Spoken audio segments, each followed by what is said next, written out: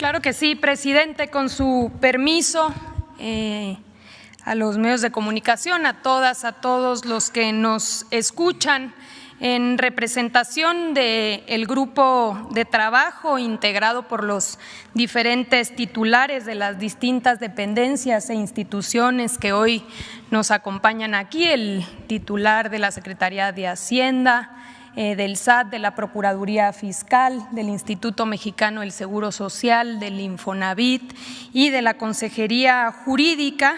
Hoy, presidente, presentamos una propuesta que permita resolver el problema y los abusos de la subcontratación. La subcontratación ha sido un tema muy discutido, aún no resuelto, a pesar de que se han hecho y realizado distintas acciones, siguen incrementando y siguen aumentando los abusos. Partimos de un principio, que es que el trabajo es un derecho y un deber social, no es una mercancía, y por ello proponemos una reforma integral en beneficio de trabajadores, de empresas que sí cumplen, de los institutos de seguridad social y de la hacienda pública, que finalmente es el presupuesto de todas y todos los trabajadores. Como bien comentaba el presidente, la subcontratación es un mecanismo que ha venido afectando a los trabajadores y a la hacienda pública. En el caso de las principales afectaciones de los trabajadores, una se encuentra depositada en el subregistro de los trabajadores en el Seguro Social, es decir, se inscriben a los trabajadores por debajo de sus salarios reales. Esto tiene una afectación en sus pensiones. Los trabajadores acaban jubilándose con salarios muy por debajo de lo que ganan durante su vida laboral, afectaciones en los fondos, en sus fondos de vivienda y también afectaciones en las liquidaciones e indemnizaciones frente a despidos, licencias de maternidad o accidentes e incapacidades.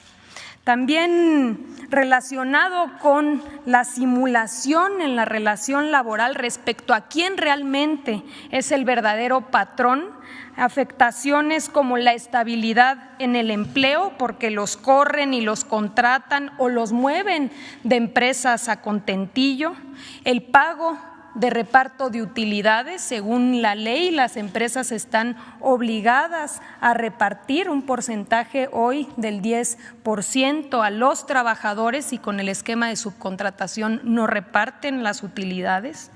Impide la organización libre de los trabajadores y la negociación colectiva, por ende la posibilidad de mejoras salariales y también hay una afectación a la antigüedad. Adelante. Aquí podemos ver una gráfica del comportamiento del empleo.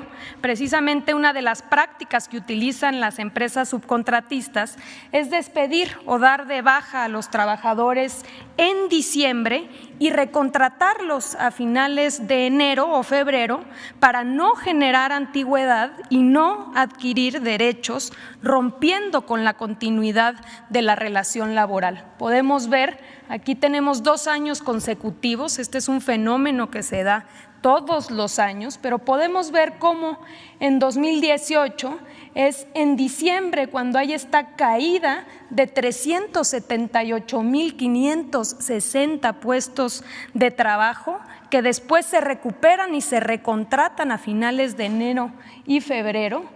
Y el mismo comportamiento lo vemos en 2019, donde se dan de baja a 382,210 trabajadores y posteriormente se vuelven a contratar. Adelante.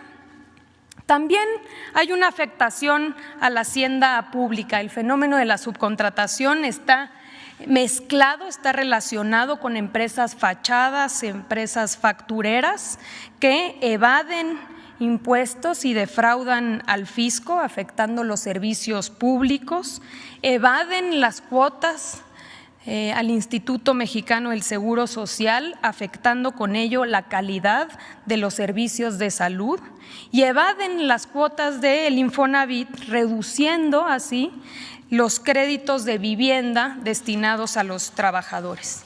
Adelante. Y también hay una afectación a las empresas que sí cumplen, porque hay una competencia desleal al abaratar artificialmente el costo de la mano de obra, tanto por el lado del pago a los trabajadores como por la evasión de los impuestos y las cuotas de seguridad social. Adelante. En 2012 recordarán que hubo una reforma que presentó el entonces presidente Felipe Calderón, ya prácticamente a su salida, donde se introdujo la figura de la subcontratación con algunas restricciones que finalmente fueron letra muerta, no funcionaron.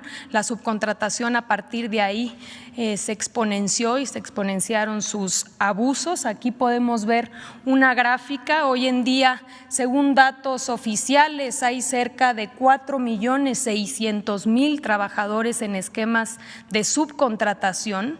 Uno de los principales problemas es que no se tienen registros claros, así que consideramos que es muy probable que esa cifra sea menor a la real. Pero tenemos datos del IMSS, por ejemplo, que nos permiten saber que el crecimiento anual de la subcontratación es de 200.000 trabajadores, que la mitad del personal subcontratado labora en empresas grandes de más de 250 trabajadores y que se encuentran principalmente en industrias como la manufacturera, el turismo u otros servicios. Adelante. A partir del primer día de esta administración, hemos realizado y conformamos un grupo interinstitucional, una coordinación entre las diferentes dependencias, la Secretaría del Trabajo, el SAT, el Infonavit, la Procuraduría Fiscal, la Unidad de Inteligencia Financiera y el Instituto Mexicano del Seguro Social, que nos permitiera compartir información y ser mucho más eficientes y eficaces en la detección de estos abusos. Se han hecho varios operativos, hay sanciones y procedimientos tanto administrativos como penales en curso, pero quizá lo más importante es que nos permitió entender el modus operandi. Ya lo comentaba el presidente, en nuestro país hay un grupo empresarial, por poner un ejemplo, un solo grupo empresarial de subcontratación que cuenta con más de 250,000 trabajadores, que no tiene o no se dedica a ninguna actividad productiva, sino que transfiere estos trabajadores a otras empresas para que éstas puedan evadir sus responsabilidades. Vamos a poner un ejemplo que ubicamos en estos operativos. Adelante. Es un ejemplo real para que podamos ver cuál es el esquema. Acudimos a un hotel que está en Cancún, en Quintana Roo. Ahí encontramos 802 trabajadores. De ellos, únicamente 2 eran o estaban reconocidos como trabajadores del hotel. Operaban 14 empresas subcontratistas pagadoras, en las cuales se distribuían el resto, los 800 trabajadores restantes. De esos 800 trabajadores, ubicamos que 40 trabajadores no estaban registrados en el Seguro Social, trabajaban en la informalidad. 762 trabajadores estaban registrados con falsos salarios mínimos. Ninguno de los trabajadores conocía ni reconocía a las empresas que les pagaban y todos estaban obligados a contratar cada 3 meses con distintas empresas subcontratistas o empresas pagadoras. ¿Cuál es el problema de que un trabajador ni siquiera sepa qué empresa lo tiene contratado?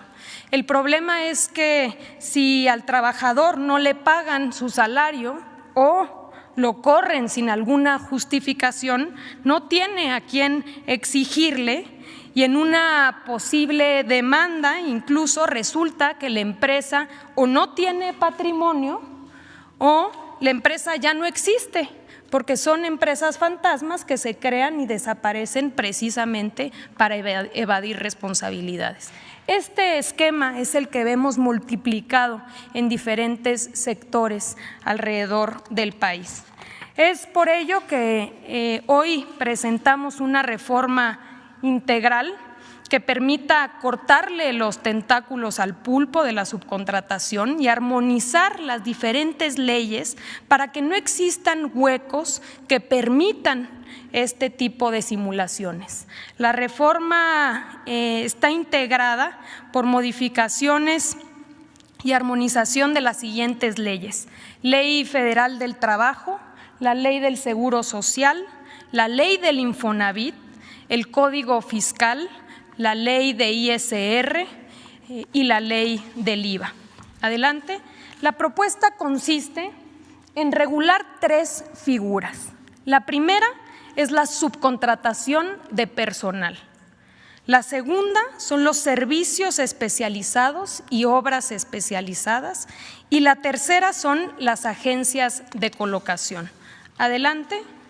En el primer caso, se prohíbe la subcontratación de personal, que consiste en que una persona física o moral proporcione o ponga a disposición trabajadores propios en beneficio de otra. Es decir, no puede haber empresas que simulen sus relaciones laborales y que cuenten con trabajadores contratados por otros. Si nos vamos al ejemplo del hotel, estaría prohibido subcontratar a su personal. Adelante.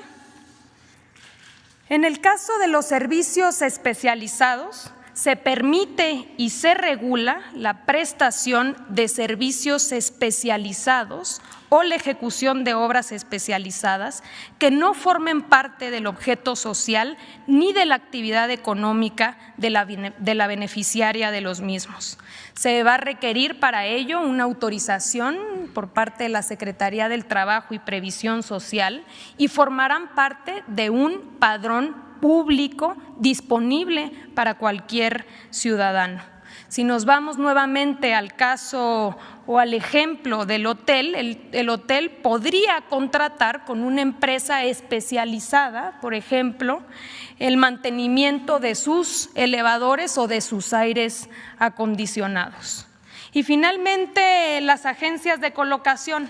Estas podrán intervenir en el proceso de contratación, es decir, en lo que tiene que ver con el reclutamiento, con la selección, el entrenamiento, la capacitación, entre otros, pero en ningún caso el intermediario se considerará patrón ni podrá contratar en sustitución. Adelante. Finalmente, el tema de las sanciones. Se prevén sanciones más severas para las empresas que incumplan. Se procederá por el delito de defraudación fiscal. No se permitirá que deduzcan impuestos y se impondrán multas a todas las empresas que incumplan. Señor presidente, estamos seguros de que esta propuesta, de ser aprobada por los legisladores, va a permitir que podamos ir construyendo un mercado laboral más equitativo, más equilibrado, más justo y más productivo. Es todo, presidente.